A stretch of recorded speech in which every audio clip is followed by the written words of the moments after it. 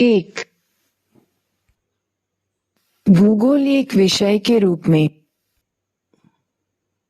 आपने माध्यमिक स्तर तक भूगोल का अध्ययन सामाजिक विज्ञान पाठ्यक्रम के एक घटक के रूप में किया है। आप विश्व एवं इसके विभिन्न भागों के भौगोलिक तथ्यों से परिचित हैं।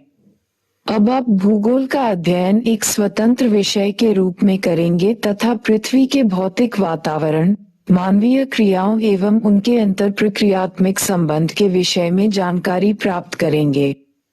यहाँ आप एक प्रासंगिक प्रश्न पूछ सकते हैं कि हमें भूगोल क्यों पढ़ना चाहिए? हम धरातल पर रहते हैं। हमारा जीवन हमारे परिस्थान से अनेक रूपों में प्रभावित होता है। हम निर्वाह के लिए अपने आसपास के संसाधनों पर निर्भर करते हैं। आदिम समाज अपने भरण पोषण के लिए प्राकृतिक निर्वाह संसाधनों जैसे पशुओं एवं खाद्य पौधों पर आश्रित था। समय बीतने के साथ हमने तकनीकों का विकास किया तथा प्राकृतिक संसाधनों यथा भूमि, मृदा, जल का उपयोग करते हुए अपना आहार उत्पादन प्रारंभ किया। हमने अपने भोजन की आदतों एवं वस्त्र को मौसमी दशाओं के अनुरूप समायोजित किया। ध्यातव्य है कि प्राकृतिक संसाधन आधार, तकनीकी विकास, भौतिक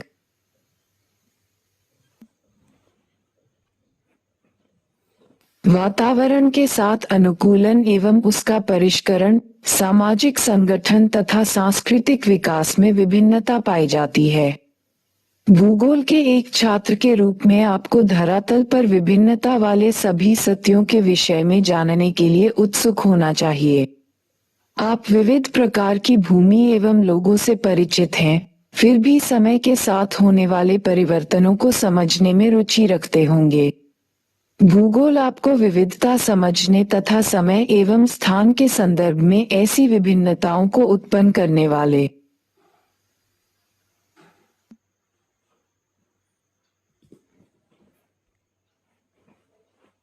कारकों की खोज करने की क्षमता प्रदान करता है।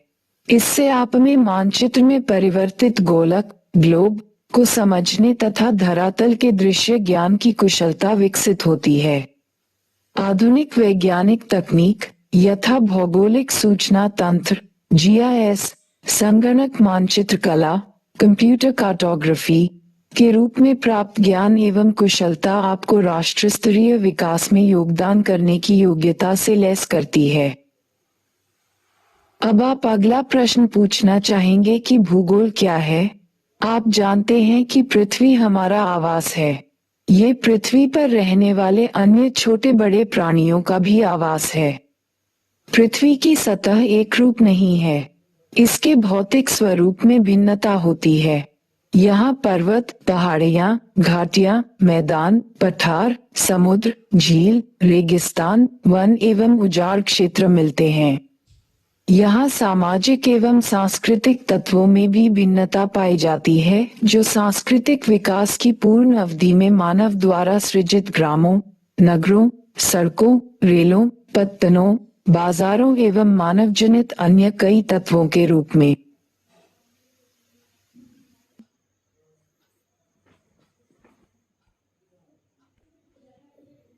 विद्यमान है।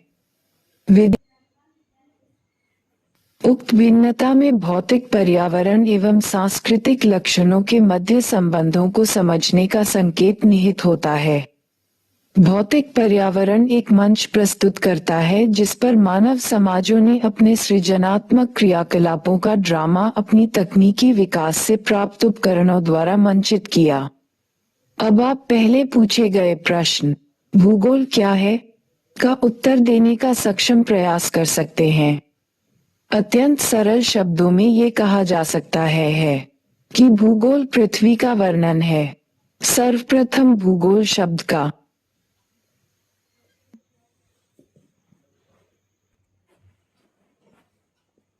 प्रयोग इरेटोस्थेनीज, एक ग्रीक विद्वान 276-194 ई. ने किया। ये शब्द ग्रीक भाषा के दो मूल जियो पृथ्वी एवं ग्राफोस वर्णन से प्राप्त किया गया है। दोनों को एक साथ रखने पर इसका अर्थ बनता है पृथ्वी का वर्णन। पृथ्वी को सर्वदा मानव के आवास के रूप में देखा गया है और इस दृष्टि से विद्वान भूगोल को मानव के निवास के रूप में पृथ्वी का वर्णन परिभाषित करते हैं। आप इस तथ्य से तो परिचित ही हैं कि यथार्थता बहुआयामी होती है तथा पृथ्वी भी बहुआयामी है। इसीलिए अनेक प्राकृतिक विज्ञान जैसे भौमिकी, मृदा विज्ञान, समुद्र विज्ञान, वनस्पति शास्त्र, जीवन विज्ञान, मौसम विज्ञान तथा अन्य सह विज्ञान, सामाजिक विज्ञान के अनेक सहयोगी विषय जैसे अर्थशास्त्र, इतिहास, समाजशास्त्र, राजनीति विज्ञान, नली विज्ञान इत्यादि धरातल की वास्तविकता के विभिन्न पक्षों का अध्ययन करते हैं। भूगोल अन्य विज्ञानों से विषय वस्तु तथा विधितंत्र में भिन्न है, परंतु साथ ही अन्य विषयों से इसका निकट का संबंध है। भूगोल सभी प्राकृतिक एवं सामाजिक विषयों से सूचनाधार प्राप्त कर उसका संश्लेषण करता है। हमें पृथ्वी पर भौतिक तथा सांस्कृतिक वातावरण में भिन्नता दिखाई पड़ती है। अनेक तत्वों में समानता तथा कई में असमानता पाई जाती है। अतएव भूगोल को क्षेत्रीय भिन्नता का अध्ययन मानना तार्किक लगता है। इस प्रकार भूगोल को उन सभी तथ्यों का अध्ययन करना होता है जो क्षेत्रीय संदर्भ में भिन्न होते हैं। भूगोलवेत्ता मात्र धरातल पर तथ्यों में विभिन्नता का अध्ययन नहीं करते, अपितु उन कारकों का भी अध्ययन करते हैं जो इन विभिन्नताओं के कारण होते हैं। उदाहरणार्थ, फसल का स्वरूप एक प्रदेश से दूसरे प्रदेश में भिन्न होता है, किंतु ये भिन्नता एक तथ्य के रूप में मिट्टी, जलवायु, बाजार में मांग, किसानों की व्यय क्षमता, तकनीकी निवेश की उपलब्धता आदि में भिन्नता से संबंधित होती है। इस प्रकार भूगोल की दिलचस्पी किन्हीं दो तत्वों या एक से अधिक तत्वों के मध्य कार्य कारण संबंध को ज्ञात करने में है। एक भूगोलवेत्ता तथ्यों की व्याख्या कार्य कारण संबंधों के ढांचे में ही करता है, क्योंकि यह केवल व्याख्या में ही सहायक नहीं होता, अपितु तथ्य के पूर्वानुमान एवं भविष्य के परिप्रेक्ष्य में देखने की क्षमता भी रखता है। भौतिक तथा मानवीय दोनों प्रकार के भौगोलिक तथ्य स्थैतिक नहीं, अपितु गत्यात्मक होते हैं। वे सतत परिवर्तनशील पृथ्वी तथा अथक एवं निरंतर सक्रिय मानव के बीच आबद्ध प्रक्रियाओं के फलस्वरूप कालांतर में परिवर्तित होते रहते हैं। आदिम मानव समाज अपने निकटतम पर्यावरण पर सीधे तौर पर निर्भर करता था, अब ऐसा नहीं है। भूगोल इस प्रकार प्रकृति तथा मानव की समग्र इकाई के रूप में अंतर प्रक्रिया के अध्ययन से संबंधित है। मानव प्रकृति का एक अंगभूत भाग है तथा वह प्रकृति पर अपनी छाप छोड़ता है। प्रकृति मानव जीवन के विभिन्न पक्षों को प्रभावित करती है। इसकी छाप उसके वस्त्र, आवास, व्यवसाय आदि पर देखी जा सकती है। मानव ने प्रकृति के साथ समझौता, अनुकूलन, अडैप्टेशन अथवा अपरिवर्तन, मॉडिफिकेशन के माध्यम से किया है। जैसा कि आप जानते ही हैं कि वर्तमान समाज आदिम समाज की अवस्था पार कर चुका है। उसने तकनीकी के खोज एवं प्रयोग द्वारा अपने अस्तित्व के लिए सन्निकट परिवेश, प्राकृतिक वातावरण को अपरिवर्तित कर प्राकृतिक संसाधनों का समुचित उपयोग करते हुए अपने कार्य क्षेत्र के क्षितिज में परिवर्धन कर लिया है।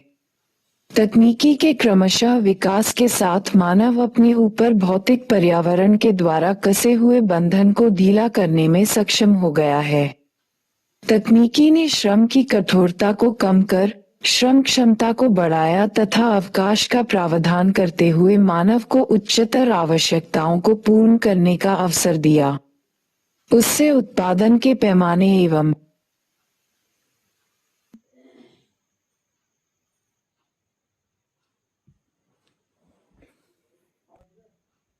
श्रम की गतिशीलता में भी वृद्धि हुई।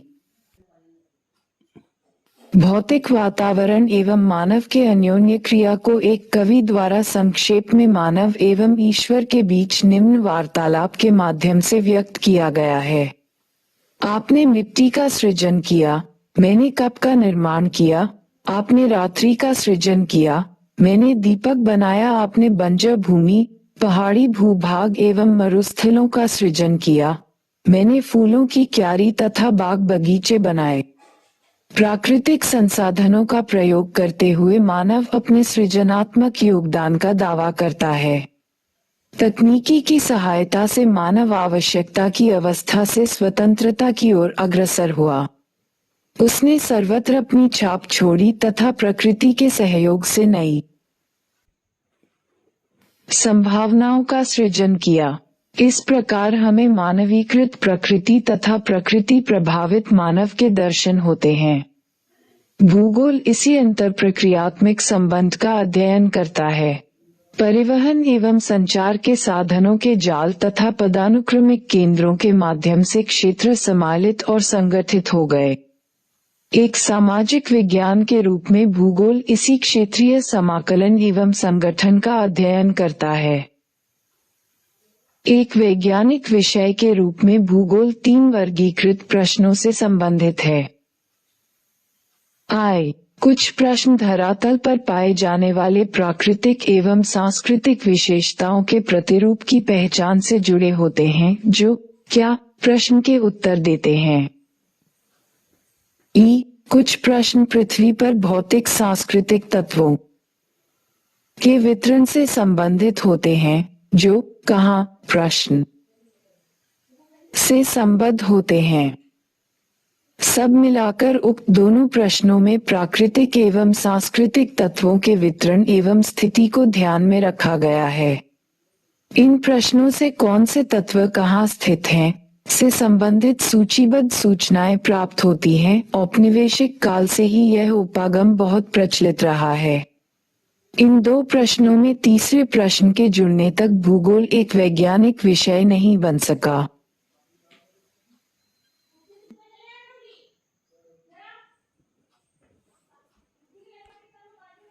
ये तृतीय प्रश्न व्याख्या अथवा तत्वों एवं तथ्यों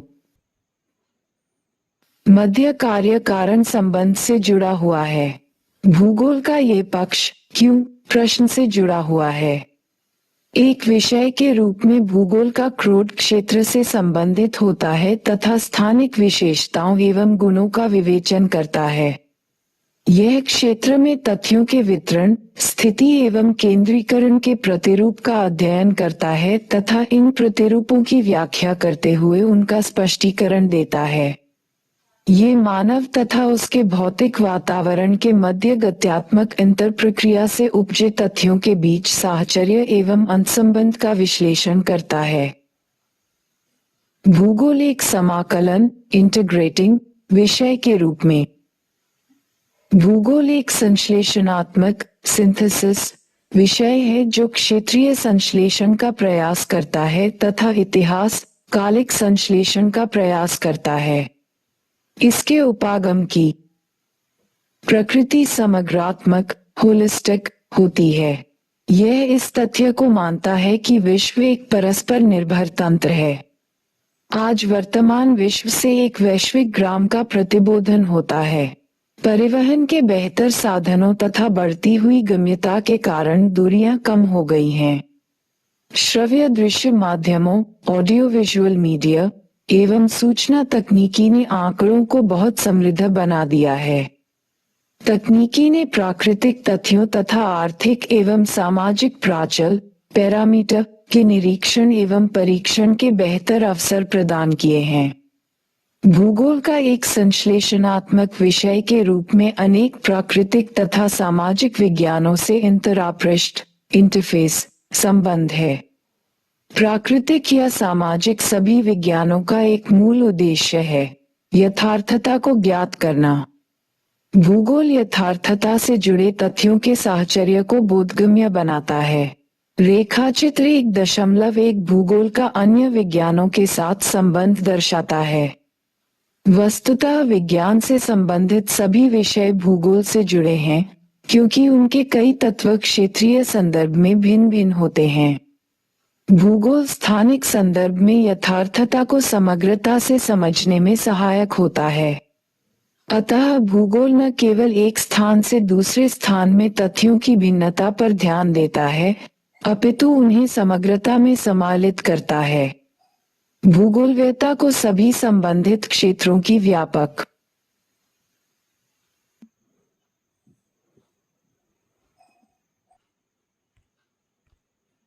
समझ रखने की आवश्यकता होती है, जिससे कि वह उन्हें तार्किक रूप से संश्लेषित कर सके। ये संश्लेषण कुछ उदाहरणों की सहायता से सरलतापूर्वक समझाया जा सकता है। यथा, भूगोल ऐतिहासिक घटनाओं को प्रभावित करता है। स्थानिक दूरी स्वयं विश्व के इतिहास की दिशा को परिवर्तित करने के लिए एक प्रभावशाली कारक है। क्षेत्रीय विस्तार लड़ाई के दौरान, विशेषकर पिछली शताब्दी में, कई देशों के लिए सुरक्षा का साधन बना। परंपरागत युद्ध में बड़े आकार वाले देशों ने अधिक स्थान छोड़कर समय का लाभ प्राप्त किया। नए विश्व के देशों के चारों तरफ विस्तृत समुद्र द्वारा प्रदत्त रक्षा कवच उन्हें उनकी मिट्टी पर युद्ध होने से बचाता रहा है। यदि हम विश्व की प्रमुख ऐतिहासिक घटनाओं का विवेचन करें तो उनमें से प्रत्येक की भौगोलिक व्याख्या की जा सकती है। भारत में हिमालय एक महान अवरोध के रूप में देश की रक्षा करता रहा है, परंतु उसमें विद्यमान दरें मध्य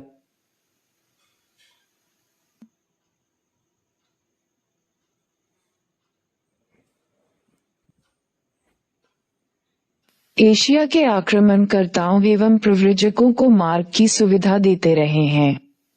सामुद्रिक किनारे दक्षिण पूर्व एशिया, यूरोप तथा अफ्रीका से संपर्क को प्रोत्साहित करते रहे हैं।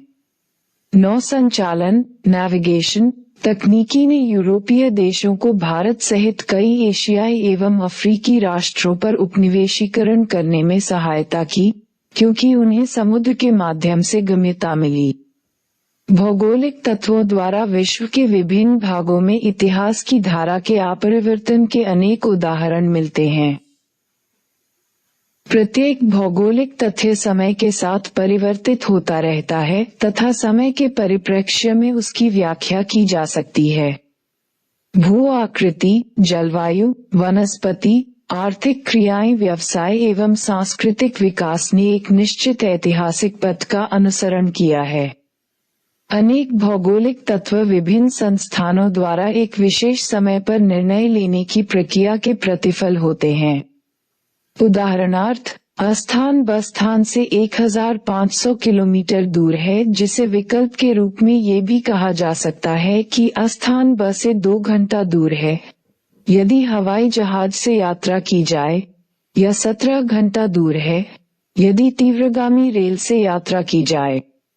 इसी कारण समय भौगोलिक अध्ययन के चतुर्थ आयाम के रूप में एक समाल भाग माना जाता है। कृपया 3 अन्य आयामों का उल्लेख कीजिए।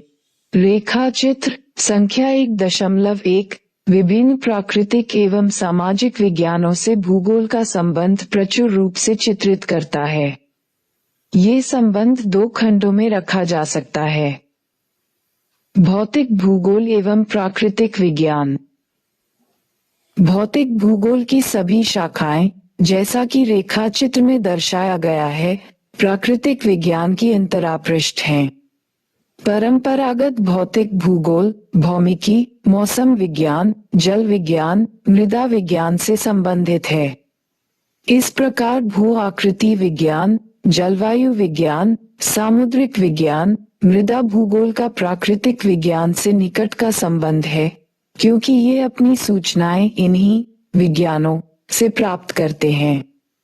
जैव भूगोल, वनस्पति शास्त्र, जीव विज्ञान तथा पारिस्थितिकी विज्ञान से अत्यधिक निकटता से जुड़ा है, क्योंकि मानव विभिन्न स्थैतिक निकेत नीचे में निवास करता है।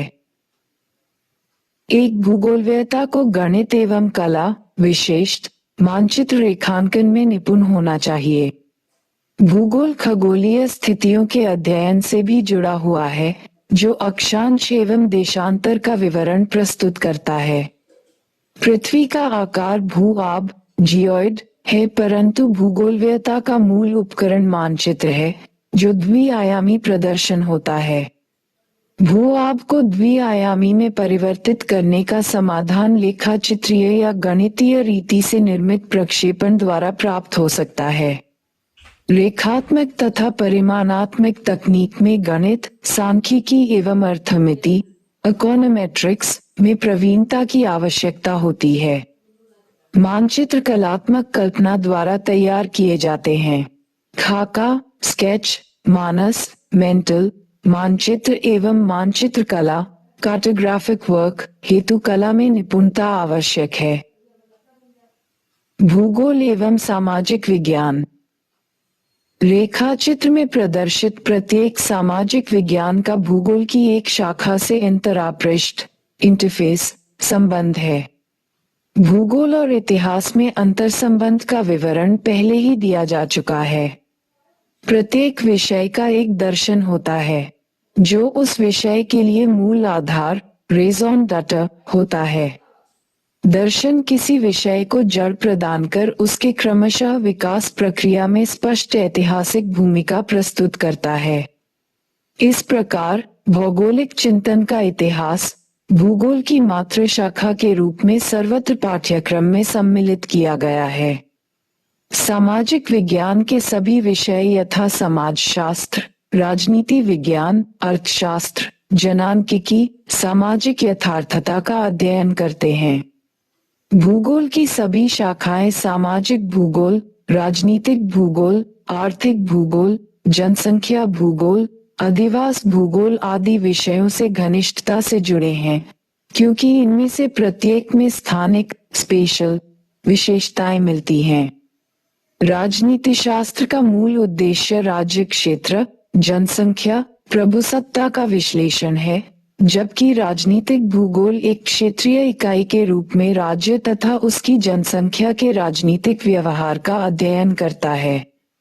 अर्थशास्त्र अर्थव्यवस्था की मूल विशेषताओं जैसे उत्पादन, विवरण, विनिमय एवं उपभोग का विवेचन करता है। इन विशेषताओं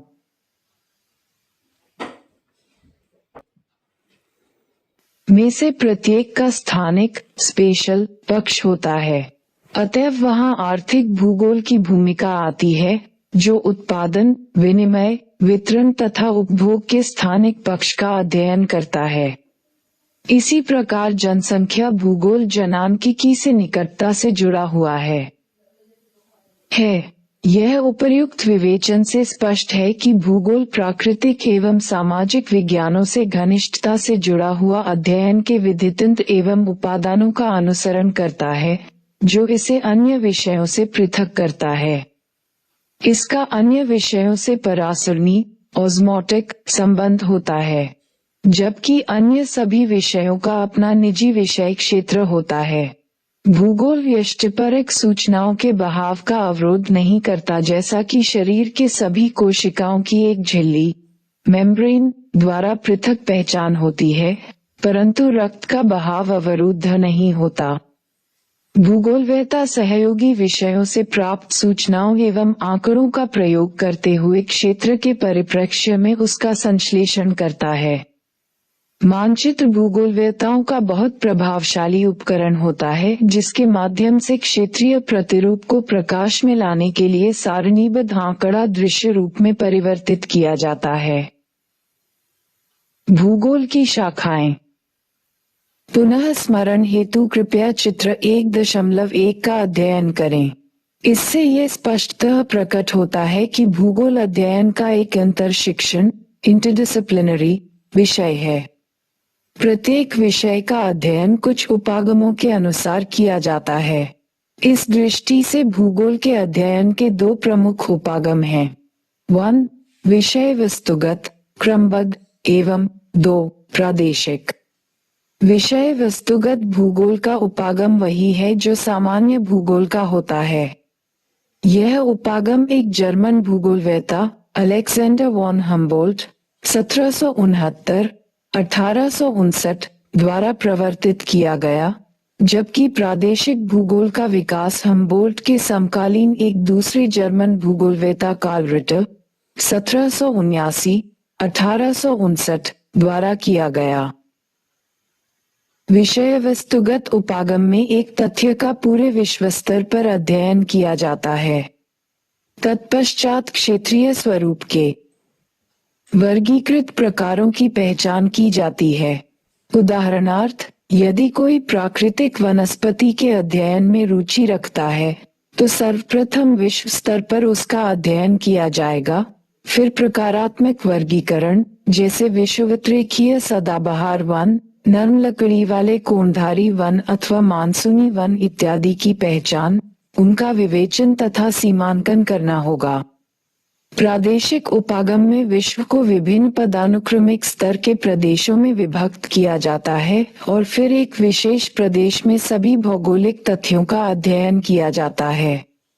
ये प्रदेश प्राकृतिक, राजनीतिक या निर्दिष्ट, नामित प्रदेश हो सकते हैं। एक प्रदेश में तथ्यों का अध्ययन समग्रता से विविधता में एकता की खोज करते हुए किया जाता है। द्वैतवाद भूगोल की एक मुख्य विशेषता है। इसका प्रारंभ से ही विषय में प्रवर्तन हो चुका था। द्वैतवाद द्विधा अध्ययन में महत्व दिए जाने वाले पक्ष पर निर्भर करता है। पहले विद्वान भौतिक भूगोल पर बल देते थे, परंतु बाद में स्वीकार किया गया कि मानव धरातल का सम्मिलित भाग है, वह प्रकृति का अनिवार्य अंग है। उसने सांस्कृतिक विकास के माध्यम से भी योगदान दिया है। इस प्रकार मानवीय क्रियाओं पर बल देने के साथ मानव भूगोल का विकास हुआ। भूगोल की शाखाएं विषय वस्तुगत या क्रमबद्ध उपागम के आधार पर। भौतिक भूगोल। भू आकृति विज्ञान, ये भू आकृतियों, उनके क्रम, विकास एवं संबंधित प्रक्रियाओं का अध्ययन करता है। जलवायु विज्ञान, इसके अंतर्गत वायुमंडल की संरचना, मौसम तथा जलवायु के तत्व, जलवायु के प्रकार तथा जलवायु प्रदेश का अध्ययन किया जाता है। जल विज्ञान, ये धरातल के जल परिमंडल जिसमें समुद्र, नदी, झील तथा अन्य जलाशय सम्मिलित हैं तथा उसका मानव सहित विभिन्न प्रकार के जीवों एवं उनके कार्यों पर प्रभाव का अध्ययन है।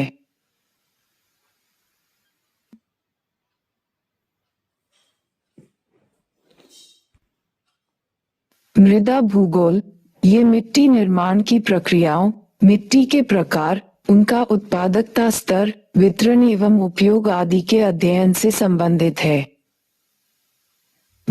मानव भूगोल। शून्य सामाजिक सांस्कृतिक भूगोल, इसके अंतर्गत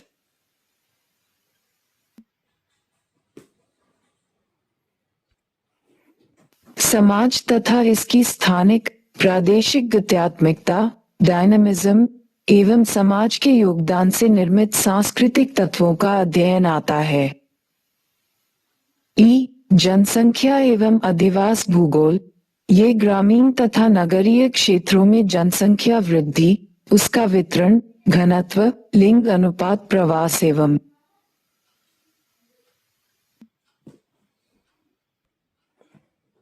व्यावसायिक संरचना आदि का अध्ययन करता है, जबकि अधिवास भूगोल में ग्रामीण तथा नगरीय अधिवासों के वितरण, प्रारूप तथा अन्य विशेषताओं का अध्ययन किया जाता है। आर्थिक भूगोल, ये मानव की आर्थिक क्रियाओं जैसे कृषि, उद्योग, पर्यटन, व्यापार एवं परिवहन, अवस्थापना तत्व एवं सेवाओं का अध्ययन है। ऐतिहासिक भूगोल, यह उन ऐतिहासिक प्रक्रियाओं का अध्ययन करता है जो क्षेत्र को संगठित करती हैं। प्रत्येक प्रदेश वर्तमान स्थिति में आने के पूर्व ऐतिहासिक अनुभवों से गुजरता है। भौगोलिक तत्वों में भी सामयिक परिवर्तन होते रहते हैं और इसी की व्याख्या ऐतिहासिक भूगोल का ध्येय है। राजनीतिक भूगोल, यह क्षेत्र को राजनीतिक घटनाओं की दृष्टि से देखता है एवं सीमाओं, निकटस्थ पड़ोसी इकाइयों के मध्य भूवैन्यासिक संबंध, निर्वाचन क्षेत्र का परिसीमन एवं चुनाव परिदृश्य का विश्लेषण करता है। साथ ही जनसंख्या के राजनीतिक व्यवहार को समझने के लिए सैद्धांतिक रूपरेखा विकसित करता है। स जीव भूगोल। भौतिक भूगोल एवं मानव भूगोल के अंतरापृष्ठ इंटरफेस के फलस्वरूप जीव भूगोल का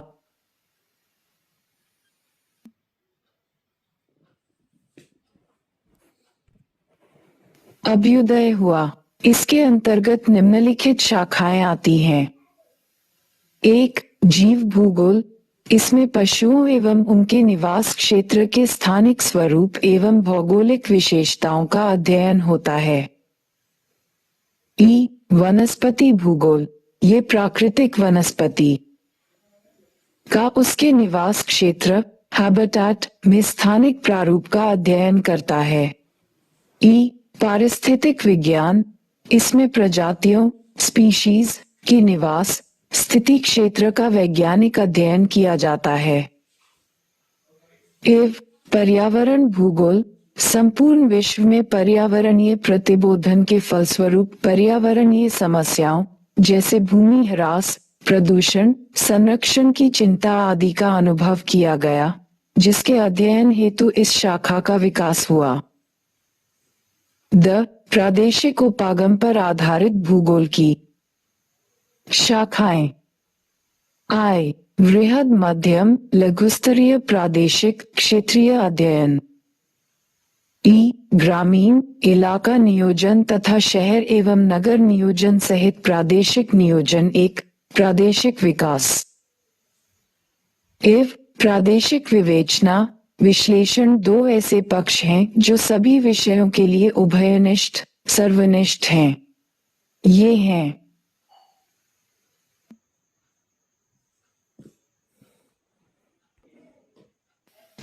दर्शन। 1. भौगोलिक चिंतन। भूमि एवं मानव अंतर प्रक्रिया मानव। पारिस्थितिकी। विधितंत्र एवं तकनीक। 0 सामान्य एवं संगणक आधारित। मानचित्रण। परिमाणात्मक तकनीक सांख्यिकी तकनीक। क्षेत्र सर्वेक्षण विधियां। भू सूचना विज्ञान तकनीक जियोइंफॉर्मेटिक्स जैसे दूर संवेदन तकनीक, भौगोलिक सूचना तंत्र GIS, वैश्विक स्थितीय तंत्र GPS। उपर्युक्त वर्गीकरण भूगोल की शाखाओं की एक विस्तृत रूपरेखा प्रस्तुत करता है। भूगोल पाठ्यक्रम सामान्यतः इसी के ढांचे में बनाया एवं पढ़ाया जाता है, परंतु ये रूपरेखा एक दृष्टि से स्थैतिक है, क्योंकि किसी भी विषय की यह बाध्यता है कि वह नई सोच, नई समस्या, नए विधितंत्र एवं नई तकनीक के साथ अग्रसर होता रहे। उदाहरणार्थ, जो पहले हस्तनिर्मित मानचित्रण तकनीक थी, अब संगणक निर्मित मानचित्रण में परिवर्तित हो गई है। तकनीकी ने विद्वानों को वृहद मात्रा में आंकड़ों के प्रबंधन की क्षमता प्रदान कर दी है। इंटरनेट व्यापक सूचनाएं देता है। इस प्रकार विश्लेषण क्षमता में अपार वृद्धि हुई है। भौगोलिक सूचना तंत्र GIS ने ज्ञान के नए परिदृश्य को खोला है। वैश्विक स्थितीय तंत्र GPS बिल्कुल सही स्थिति ज्ञात करने के लिए सुविधाजनक उपकरण हो गया है। तकनीकी ने गंभीर सैद्धांतिक ज्ञान के साथ संश्लेषण करने की क्षमता को बढ़ा दिया है। आप इन तकनीकों के कुछ प्राथमिक पक्षों के विषय में अपनी पुस्तक भूगोल में प्रयोगात्मक कार्य भाग 1 में जान सकेंगे। आप अपनी कुशलता में सुधार करते रहेंगे और उनके उपयोग के विषय का ज्ञान प्राप्त करेंगे।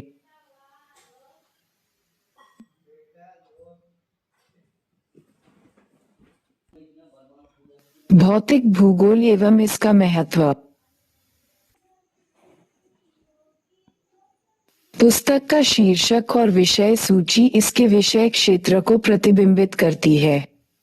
यहाँ भूगोल की इस शाखा के महत्व को बताना युक्ति संगत होगा।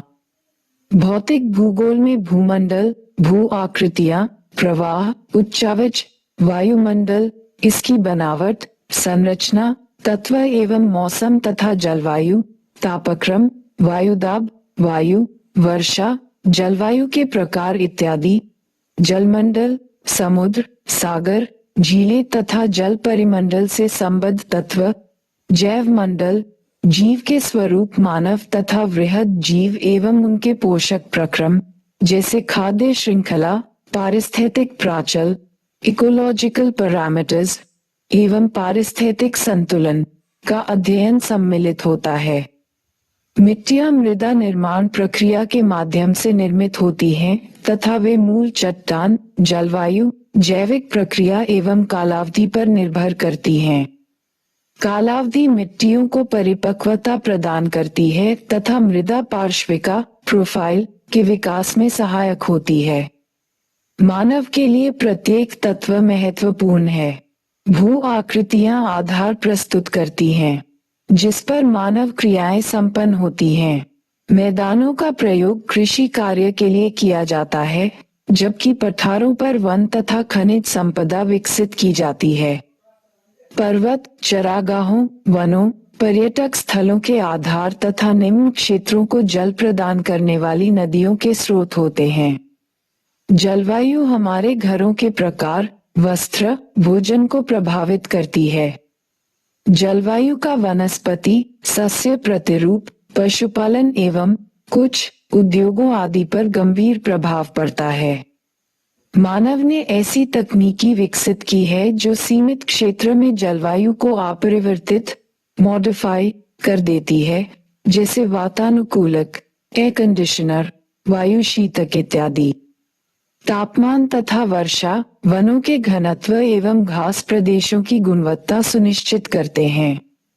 भारत में मानसूनी वर्षा कृषि आवर्तन प्रणाली को गति प्रदान करती है। वर्षा भूमिगत जल धारक प्रस्तर एक्विफर को पुनरावेशित रिचार्ज कर कृषि एवं घरेलू कार्यों के लिए जल की उपलब्धता संभव बनाती है। हम संसाधनों के भंडार समुद्र का अध्ययन करते हैं। वह मछली एवं अन्य समुद्री भोजन के अतिरिक्त खनिजों की दृष्टि से भी संपन्न है।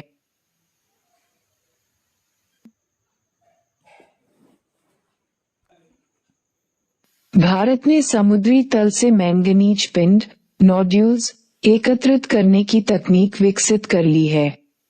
मृदा एक नवीकरणीय पुनः स्थापनीय संसाधन है जो अनेक आर्थिक क्रियाओं जैसे कृषि को प्रभावित करती है। मिट्टी की उर्वरता प्रकृति से निर्धारित तथा संस्कृति से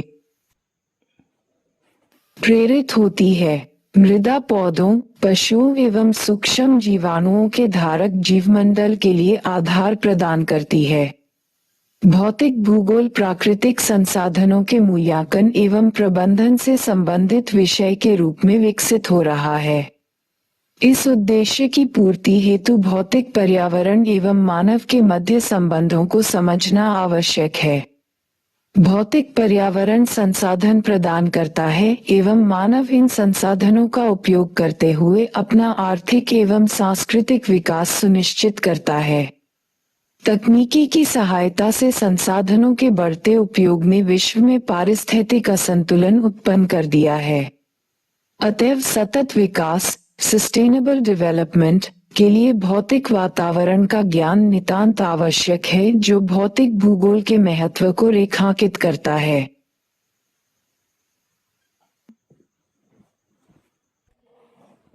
दो निम्नलिखित प्रश्नों के उत्तर लगभग 30 शब्दों में दीजिए। 1. आप विद्यालय जाते समय किन महत्वपूर्ण सांस्कृतिक लक्षणों का पर्यवेक्षण करते हैं? क्या वे सभी समान हैं अथवा असमान? उन्हें भूगोल के अध्ययन में सम्मिलित करना चाहिए अथवा नहीं? यदि हाँ तो क्यों? 11. आपने एक टेनिस गेंद, क्रिकेट गेंद, संतरा एवं लौकी देखा होगा। इनमें से कौन सी वस्तु की आकृति पृथ्वी की आकृति से मिलती जुलती है? आपने इस विशेष वस्तु को पृथ्वी की आकृति को वर्णित करने के लिए क्यों चुना है? 111. क्या आप अपने विद्यालय में वन महोत्सव समारोह का आयोजन करते हैं? हम इतने पौधारोपण क्यों करते हैं? वृक्ष किस प्रकार पारिस्थितिक संतुलन बनाए रखते हैं? आपने हाथी, हिरण, केचुए, वृक्ष एवं घास देखा है। वे कहाँ रहते एवं बढ़ते हैं? उस मंडल को क्या नाम दिया गया है? क्या आप इस मंडल के कुछ लक्षणों का वर्णन कर सकते हैं? वी, आपको अपने निवास से विद्यालय जाने में कितना समय लगता है? यदि विद्यालय आपके घर की सड़क के उस पार होता तो आप विद्यालय पहुंचने में कितना समय लेते? आने जाने के समय पर आपके घर एवं विद्यालय के बीच की दूरी का क्या प्रभाव पड़ता है? क्या आप समय को स्थान या इसके विपरीत स्थान को समय में परिवर्तित कर सकते हैं? निम्नलिखित प्रश्नों के उत्तर लगभग 150 शब्दों में दीजिए। 1. आप अपने परिस्थान सराउंडिंग का अवलोकन करने पर पाते हैं कि प्राकृतिक तथा सांस्कृतिक दोनों तथ्यों में भिन्नता पाई जाती है। सभी वृक्ष एक ही प्रकार के नहीं होते। सभी पशु एवं पक्षी जिसे आप देखते हैं भिन्न भिन्न होते हैं। ये सभी भिन्न तत्व धरातल पर पाए जाते हैं। क्या अब आप ये तर्क दे सकते हैं कि भूगोल प्रादेशिक क्षेत्रीय भिन्नता का अध्ययन है? आप पहले ही भूगोल, इतिहास, नागरिक शास्त्र एवं अर्थशास्त्र का सामाजिक विज्ञान के घटक के रूप में अध्ययन कर चुके हैं। इन विषयों के समाकलन का प्रयास उनके अंतरापृष्ठ इंटरफेस पर प्रकाश डालते हुए कीजिए। परियोजना कार्य। वन को एक संसाधन के रूप में चुनिए एवं 1. भारत के मानचित्र पर विभिन्न प्रकार के वनों के वितरण को दर्शाए। 11. देश के लिए वनों के आर्थिक महत्व के विषय पर एक लेख लिखिए। 111. भारत में वन संरक्षण का ऐतिहासिक विवरण राजस्थान एवं उत्तरांचल में चिपको आंदोलन पर प्रकाश डालते हुए प्रस्तुत कीजिए।